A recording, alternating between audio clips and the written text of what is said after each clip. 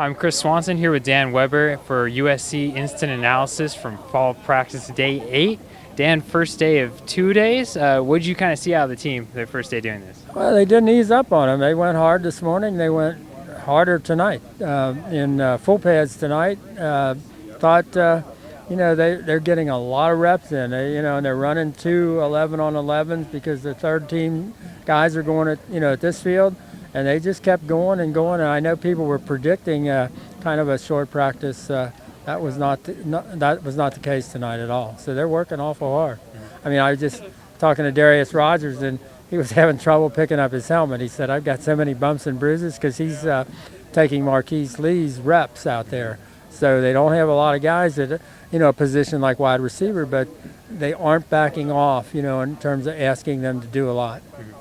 Speaking of Marquise Lee, some good news kind of with him, I guess. Not as serious as it could have been, maybe. Really good news. Bone bruise, basically, as Lane said. Somebody said in the shoulder, and he said somewhere up in there. But it's a bone bruise, and it's day to day. Day to day is probably the best thing of all. Marquise was out here catching and throwing the ball a little bit left-handed, helping out with the drills, grabbing a bag, and swatting the guys after they catch the ball and things like that.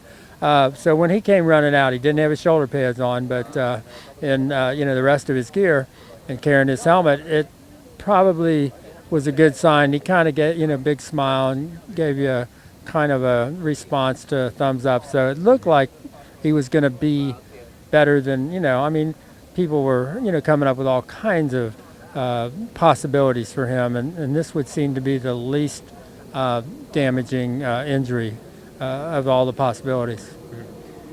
Even without Lee, offense still had their moments, and you said you saw some bright moments from the USC tailbacks today, even though there's 2 of them. Well, Trey is not quite 100% Trey Madden, but he really he gives them, as Lane said, he gives us somebody we haven't had in terms of size, speed, and ability to do what he can do.